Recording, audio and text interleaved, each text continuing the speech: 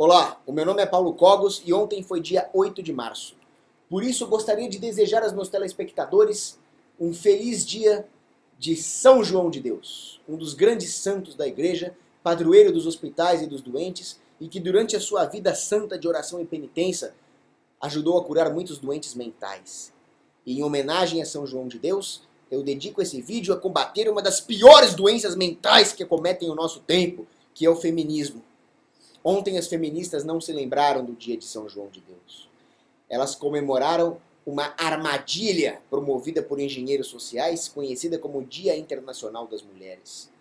E os homens caíram na mesma armadilha, ou talvez má fé, e as parabenizaram por essa armadilha que vitimiza toda a sociedade, principalmente as mulheres. Um rápido parênteses, gostaria de agradecer aos meus apoiadores no Apoia-se e comunicá-los que esse mês ainda eu vou encomendar os livros para os grandes doadores, aprontar o meu artigo sobre o comunismo na Romênia e os 2 vídeos a favor da automação industrial e contra o distributivismo. E agora voltemos a falar sobre o Dia Internacional das Mulheres, essa palhaçada. O que mais se vê por aí nessa data tão enfadonha é homem que chega pra mulher e fala: "Ah, feliz Dia Internacional das Mulheres", que coisa mais enfadonha. É um clichê ridículo, mas pior que isso, é uma armadilha. O cara que fala um negócio desse, primeiro que ele é mal informado, na melhor das hipóteses. Ele não enxerga que isso é uma armadilha da ONU contra as mulheres, os comunistas. Ou então o cara é um cafajeste, né? É aquele cara que quer pegar a menininha, né? Ele chega lá, e aí, gatinha, feliz Dia Internacional das Mulheres. Tá querendo pegar o cafajestão, abre o olho. E aí, tem a pior raça do universo, as criaturas mais deploráveis do mundo, que são os manginas, os cuckolds, os feministas, nem a mãe deles gosta deles. Que chegam lá todos obsequiosos, com medinho. Feliz Dia Internacional das Mulheres. Ô animal! Você tá louco? Acorda, seu paspalho! O cara tem medo do quê? A função do homem é não ter medo de nada e proteger a mulher, não ter medo nem delas mesmas. As feministas vão ter ataque histérico? Vão. É o que elas fazem da vida, tem ataques histéricos. Você vai se acovardar por causa de mimimi de feminista? Pode me xingar à vontade aqui, mas a função do homem é proteger a mulher, que é o sexo frágil. Machista, opressor! Pode xingar à vontade, meu canal não é feito pra ter like, o meu canal não é feito pra evitar processo, meu canal não é feito pra ter view, isso aqui é pra falar a verdade, doa a quem doer, eu não sou feminista, eu não sou cuckold. E caio dentro, que vem el toro! Vou falar mesmo. Dia Internacional das Mulheres é uma armadilha dos globalistas, dos engenheiros sociais contra a mulher. Vejam. Deus instruiu Adão, Gênesis capítulo 2, versículo 15, guardarás o jardim do Éden. Ou seja, era para o Adão guardar tudo o que tinha no jardim do Éden, inclusive a mulher. A mulher, Eva, foi a primeira feminista da história. Ela foi lá escutar a conversa fiada da serpente, que era o demônio, né? Não, come o fruto, você não acha que Deus é muito rigoroso? Aí a Eva, feministamente, Deus mandou não comer nem encostar no fruto. Corra como eu sou oprimida. Deus mandou não comer, ele não falou nada de não encostar. Dali a pouco ela já ia falar que não pode nem olhar pro fruto, né? Quer dizer, olha como eu sou vítima da sociedade machista, opressora e patriarcal. Aí ela foi lá e pegou o fruto. Qual era a função de Adão? Adão tinha que chegar lá, arrancar o fruto da mão da Eva, dar um tiro de 12 na serpente e falar: não quero te ver perto dessa árvore de novo e quem manda aqui sou eu. Tá? Isso seria uma prova de amor a Eva. Mas o Adão não deu uma prova de amor. Ele deu uma prova de cuckoldice. Sim, o Adão foi um cuckold. Aí ele foi na conversa da Eva. E aí o pecado e a morte entraram no mundo. Então o papel do homem não é ser popularzinho. O papel do homem é instruir pela via correta. E é o que eu vou fazer nesse canal aqui. Lembre-se, o Dia Internacional da Mulher é uma fachada para difundir propaganda feminista, propaganda abortista, que são os piores inimigos da mulher. Agora eu vou falar da história nefasta e aterradora do Dia Internacional da Mulher. Se você perguntar para uma feminazi padrão qual a origem do Dia Internacional das Mulheres, ela vai com aquele papo lá: ah, foi uma revolta por causa daquele incêndio que aconteceu em 1857 numa fábrica e as operárias morreram queimadas, vítimas da sociedade machista, opressora, capitalista. Mentira! Mentira inventada por comunistas na Alemanha Oriental na década de 1960. Uma pesquisadora chamada René Coté, canadense, fez uma intensa pesquisa sobre isso e não encontrou uma única referência histórica documental a respeito desse incêndio. Essas feministas que fabricaram esses factoides se basearam em fatos históricos semelhantes para a mentira não ficar tão descarada assim. Mas o fato é que a primeira proposta para um movimento de Dia Internacional das Mulheres começou com uma psicopata chamada Louise Zietz. Ela foi responsável por criar um partido que deu origem ao Partido Social Democrata Alemão. O Partido Social Democrata Alemão, ele é comparável em nível de malignidade ao Partido Nacional Socialista ou nazista. Um dos seus mais odiosos membros é Helmut Schmidt, responsável pela Associação para a União Monetária da Europa, ou seja, o euro, que eu chamo de Quarto Reich, e que está gerando toda essa tragédia econômica do euro na Europa.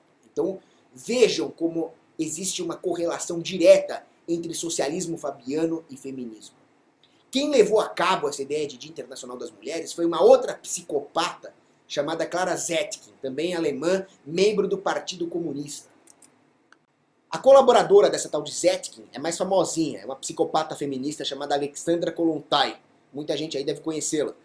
Em suma, eram duas madames que nunca trabalharam na vida e que foram responsáveis por fabricar muitas das confusões históricas a respeito da origem dos fatos. Elas queriam fazer parecer que o Dia Internacional das Mulheres é um movimento de origem operária das trabalhadoras, mas não. Ela tem origem nessas duas madames que nunca encostaram a mão num rolo de macarrão, quiçá numa enxada. Nunca trabalharam na vida.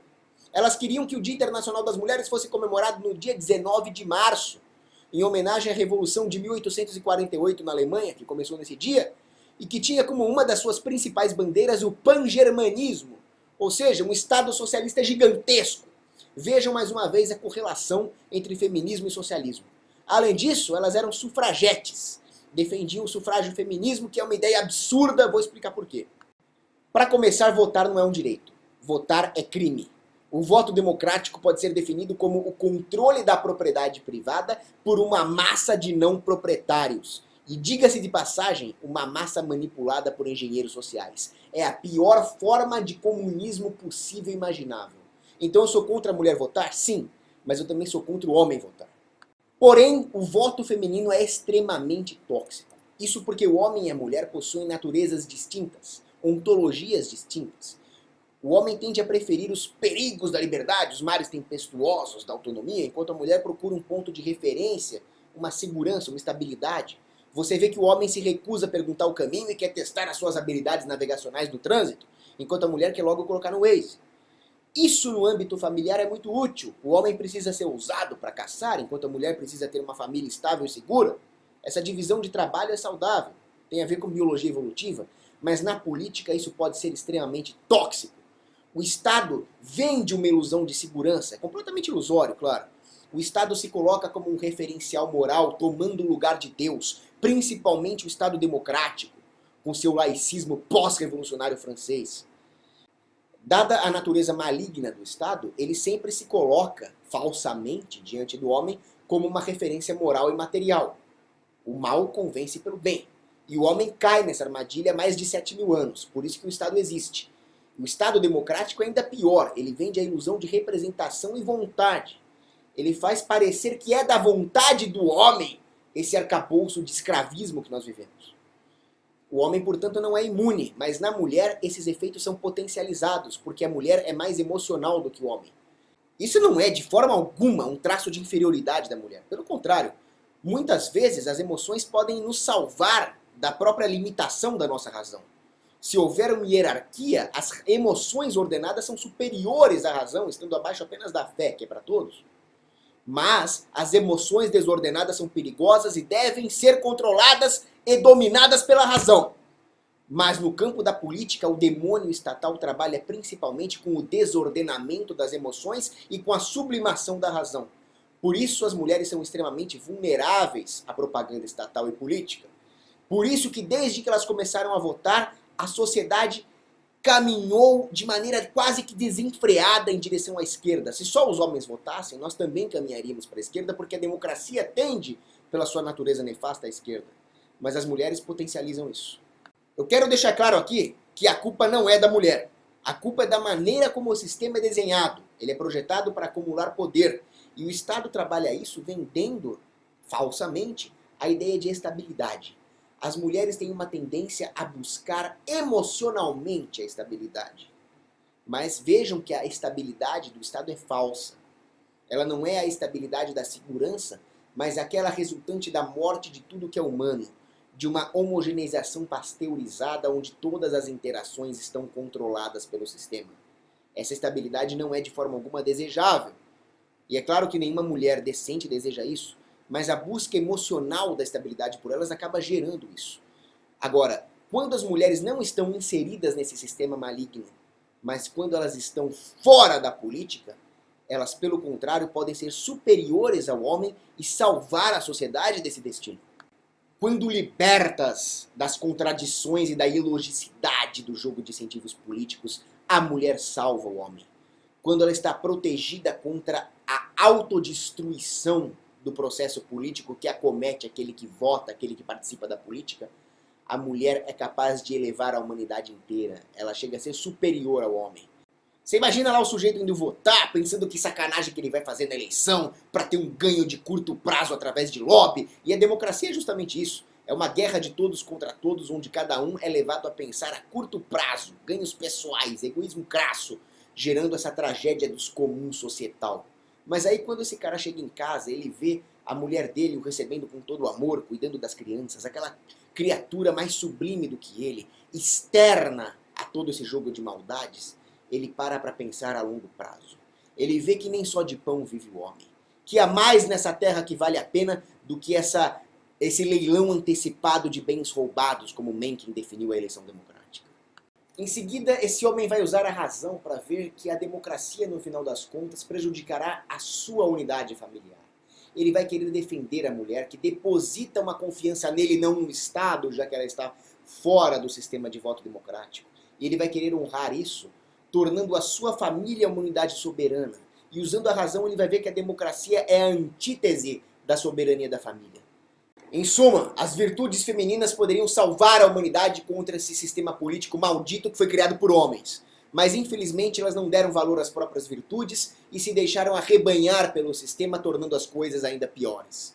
Voltando a falar da história do Dia Internacional das Mulheres, essas marchas de mulheres foram utilizadas por vários movimentos comunistas em diversas partes do mundo da maneira mais covarde que vocês possam imaginar.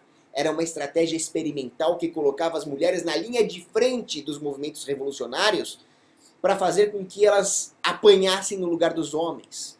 Mas, por outro lado, os soldados e policiais do regime vigente, czar, por exemplo, teriam mais reserva moral para bater nelas.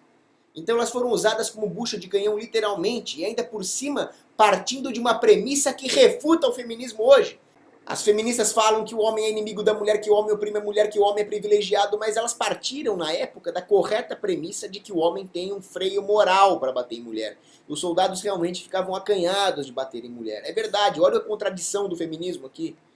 Vejam agora a timeline. O primeiro Dia Internacional da Mulher, no 8 de março, aconteceu em 1909 nos Estados Unidos, promovido pelo Partido Socialista da América. Depois, em 1910, em Copenhague, na Dinamarca, durante o encontro da Segunda Internacional. É coisa de comunista mesmo. Depois, em 8 de março de 1917, na Rússia, evento ao qual Trotsky se referiu como marco inicial da Revolução Bolchevique. Lenin e Alexandra Kollontai fizeram desse dia um feriado na União Soviética. Alexandra Kollontai, por falar nisso, ela era tão psicopata que ela defendia o amor livre e o fim da família. Ela dizia que o socialismo soviético era privatista demais porque preservava a instituição da família. E para ela a família tinha que ser totalmente abolida. O casamento para ela devia ser abolido. Até mesmo Karl Marx disse que se isso acontecesse, haveria uma coletivização da mulher e ela seria entregue a uma prostituição coletiva. Até Marx disse que esse tipo de socialismo feminista já era demais. O esquerdomacho consegue ser menos pior que a feminista. O esquerdomacho comunista é inimigo da humanidade, portanto é inimigo da mulher. Mas ele não tem essa vendetta especial contra a mulher que a feminista tem. Mulheres, não queiram ficar na mão de outras mulheres. Essas feministas conseguem ser pior que o esquerdomacho. Na Tchecoslováquia, o Dia Internacional das Mulheres substituiu o Dia das Mães, porque os comunistas falavam que o Dia da Mãe é um negócio burguês, familiar, cristão, tem que ser substituído. Agora vejam a ironia da coisa. As mulheres operárias eram escravizadas, obrigadas pelo regime a montar os preparativos do Dia Internacional da Mulher. Então essa data escravizou as mulheres. E no Ocidente essa praga entrou em 1977, patrocinada pela embaixadora do demônio na Terra, que é as Nações Unidas, a ONU. Agora, vejam que essa truanice de Dia Internacional das Mulheres é muito popular aqui no Brasil, que é tudo oba-oba, é tudo festa, é tudo carnaval. Mas como muito bem lembrou Carolina Orlandi, num excelente artigo sobre o tema, a população dos países que passaram pelo pesadelo vermelho rejeita essa data, por associá-la corretamente aos regimes totalitários. Lá na República Tcheca, essa data voltou a entrar em voga em 2004 por pressão do Partido Social Democrata, né, para variar, e dos canalhas da União Europeia, os piores bandidos, sempre os globalistas, sempre os pan-germanistas. Na Polônia, o símbolo do Dia Internacional das Mulheres era o cravo que as mulheres recebiam. Nenhuma mulher que se preze na Polônia gosta de receber essa porcaria desse cravo por associar ao comunismo. Ou seja, se você é uma mulher que se preza, uma mulher decente, a resposta correta quando algum babaca vier falar pra você Feliz Dia Internacional das Mulheres é para trás, inditoso feminista! A ideia desses globalistas canalhas que estão por trás dessa data é escravizar a mulher. Saiba que quando você deseja Feliz Dia Internacional da Mulher para uma mulher hoje, você está desejando o mal dela, porque esses globalistas vendem uma falsa ilusão de liberdade. Mas como bem disse o padre Paulo Ricardo, a liberdade da mulher, na verdade, transformou-se numa prisão. Hoje ela se vê presas a estereótipos ditados pela agenda feminista, cujo maior objetivo é destruir a essência da mulher, igualando-a ao homem. Eles promovem a destruição da mulher. Ah, mas as grandes empresas ajudam a promover o Dia Internacional da Mulher. Por que você fala que é uma coisa de esquerda? Porque as grandes empresas são de esquerda. Elas querem uma sociedade consumista, onde os pequenos empresários sejam esmagados pela regulação estatal. E lembre-se, o consumismo é ruim para a economia. Capitalismo de verdade é sobre produção. Quem promove consumismo é o comunismo que queima capital. Voltando à questão do feminismo, o método usado pelos engenheiros sociais é a alienação da inteligência. Os soviéticos praticavam a sua engenharia social promovendo uma propaganda ideológica que obrigava a inteligência local dos respectivos países a concordar com certos dogmas usando palavras bonitas como liberdade, igualdade, direitos, e assim todos eles se alinhavam à agenda soviética. A metodologia soviética continua hoje piorada na democracia. A mídia, as grandes corporações e a universidade procuram doutrinar a sociedade em todos os seus aspectos. Há uma totalitarização dessa metodologia soviética que nos leva a uma potencialização da alienação da inteligência local. É por isso que é raro ver alguém atualmente questionar a dogmática satânica do feminismo. A nossa cultura ainda guarda alguns resquícios da cultura judaico-cristã e por isso deveria estar melhor blindada contra essas armadilhas, mas ainda cai nelas. Eu vejo páginas católicas postando Feliz Dia Internacional da Mulher com a imagem da Santíssima Virgem Maria. Isso chega a ser sacrílego. Nós deveríamos, como é do feitio das virtudes masculinas, questionar e enfrentar esses demônios. Mas nós estamos nos curvando a eles, nos curvando a essa data consumista promovida por engenheiros sociais da ONU. Sábio era Norman Dodd, que expôs as armadilhas, os ardis da família Rockefeller e da família Ford numa entrevista. Ele muito bem disse que esses engenheiros sociais procuram infiltrar o modo de vida da sociedade para fazê-la mergir-se com o modelo soviético. E nós estamos nos aproximando desse totalitarismo propício a um governo de banqueiros, a um governo mundial desses canalhas. Mulheres, não sejam parte disso. Vocês não devem se contentar em imitar o homem. Vocês devem procurar imprimir no mundo as marcas das suas sublimes virtudes femininas.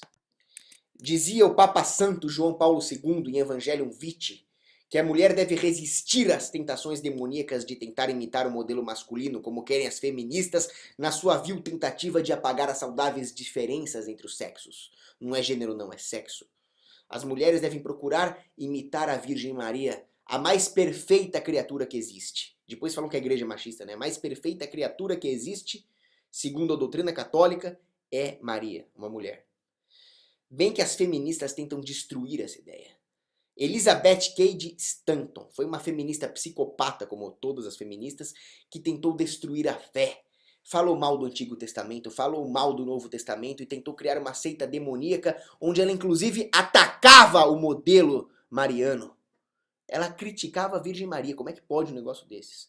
Por isso, se você é cristã, você não pode ser feminista.